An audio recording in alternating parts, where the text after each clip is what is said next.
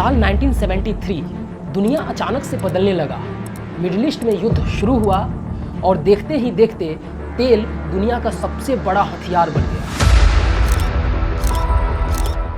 कुछ ही महीनों में तेल का दाम 4 गुना तक बढ़ गया। जो तेल कल तक $3 प्रति बैरल मिल रहा था, वही तेल आज $12 प्रति बैरल मिल रहा है और अचानक से पूरी दुनिया के इकोनॉमी को हिला कर रख दिया और धीरे धीरे पूरी दुनिया इन्फ्लेशन की आग में जलने लगी।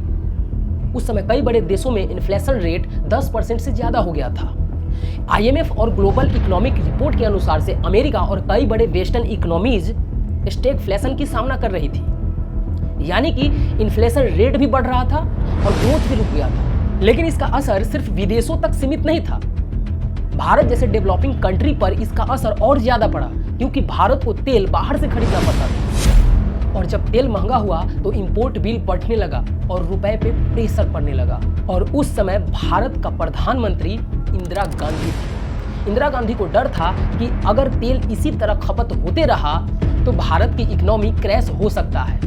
और उस समय यानी कि 1973 और 1974 के बीच भारत का महंगाई लगभग 20% तक बढ़ा था। लेकिन इतिहास यहीं खत्म नहीं होता है।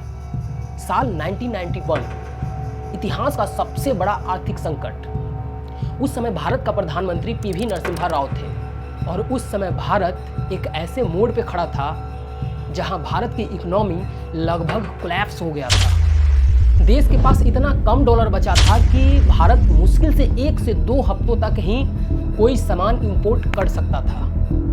उस समय भारत का स्थिति इतना खराब हो गया था कि भारत को 47,000 किलो सोना गिरवी रख के $405 मिलियन का इमरजेंसी लोन लेना पड़ा और उस साल भारत में 13% तक महंगाई बढ़ा था। लेकिन सबसे बड़ा सवाल, क्या भारत फिर 2026 में इतिहास को दोहरा रहा है?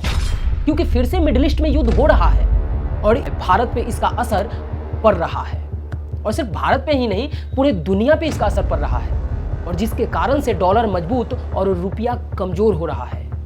क्योंकि आज भी इंडिया अपने ज़रूरत का 85% कच्चा तेल बाहर से मंगाता है और सिर्फ तेल ही नहीं, इंडिया अपने ज़रूरत का 90% सोना बाहर से मंगाता है।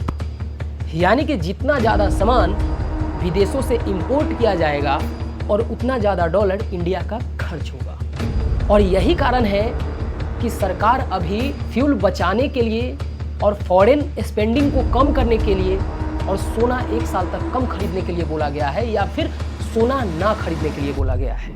उसके बाद राहुल गांधी का एक पोस्ट आया जिसमें लिखा था, मोदी जी जनता से त्याग मांग रहे हैं। ये उपदेश नहीं, ये नाकामी का सबूत है। तो राहुल गांधी के लिए एक वीडियो मेरे पास है, प्लीज इस वीडियो को आप देखिए। To meet our target of rapid, inclusive and sustainable development, we must undertake a phased rationalization of energy prices to bring them in line with global prices. Manmohan Singh ji इस वीडियो में ये बोल रहे हैं कि अगर देश में फ्यूल, कोयला, ईंधन सामग्री पे अगर रेट नहीं बढ़ाया गया तो देश का विकास रुक जाएगा। अब आप सोच कर देखिए कि राहुल गांधी को ये नाकामी क्यों नहीं दिखता है। वो ये क्यों नहीं बोलते हैं कि हाँ, हमारे भी कांग्रेस पार्टी के राज में ऐसा हुआ है, इस टाइम पे हमें देश का साथ देना चाहिए, ना कि किसी पार्टी का। देखिए, डेमोक्रेसी में सरकार से सवाल पूछना गलत नहीं है, लेकिन हर सिचुएशन में सरकार पे सवाल उठा देना और पैनिक फैलाना ये देश को कमजोर करता है। 1973 में और 1991 में देश की इकोनॉमी क्रैश कर रहा था, लेकिन उस टाइम पे एक चीज नहीं था और वो है लोगों के हाथ में मोबाइल। लेकिन आज हर लोग एक इन्फ्लुएंसर बनकर लोगों को डरा रहे हैं, लोगों में पैनिक फैला रहे हैं। जबकि रियलिटी ये है कि 1973 और 1991 के मुकाबले आज इंडिया की इकोनॉमी कहीं ज़्यादा मजबूत है। चाहे किसी भी पार्टी की सरकार हो, महंगाई और बेरोजगारी नहीं रोक पाया है। क्योंकि हमने 1950 से लेकर 2026 तक डाटा चेक किया तो हमें पता लगा हर बार चुनाव महंगाई और बेरोजगारी पर ही होता है। जिस देश में 70-80 साल तक बेरोजगारी और महंगाई पे चुनाव हो रहा है, उस देश में आज तक बेरोजगारी और महंगाई खत्म ही नहीं हुआ। एक छोटा सा सबूत है मेरे पास, आप इस वीडियो को देखिए। अनएम्प्लॉयमेंट के बारे में या बेरोजगारी के बारे में वो कैसे बढ़ेगी जब हम मांग को बढ़ावा नहीं दे रहे। तो इसमें मेरा विचार है कि सिर्फ मांग को बढ़ावा देने से अगर भारत की बेरोजगारी दूर हो सकती तो वो तो कोई मुश्किल नहीं है। डिफिसिट फाइनेंसिंग जितना आप करना चाहें कर सकते हैं। मेरा ये यकीन है कि अगर आप फिस्कल डेफिसिट को कंट्रोल कीजिए और उसके साथ जो स्ट्रक्चरल चेंजेस हमने लाई हैं टैक्सों में, और अगर इन्वेस्टमेंट बढ़ेगी, इन्वेस्टमेंट प्रॉफिटेबिलिटी बढ़ेगी, उसके साथ बेरोजगारी भी कम हो। कल को अगर और ज़्यादा वाइल प्राइस बढ़ा और डॉलर मजबूत हुआ तो इसका सबसे ज़्यादा असर मिडिल क्लास लोगों पर पड़ेगा। इसलिए जितना ज़रूरी सरकार को सही पॉलिसी बनाना है, उससे ज़्यादा ज़रूरी जनता को रिस्पॉन्सिबल होना है। और सबसे इम्पोर्टेंट चीज़ ये है कि हम लोग जब भी कोई सामान खरीदते हैं तो हम लोकल सामान को ज़्यादा प्रीफेयर करें।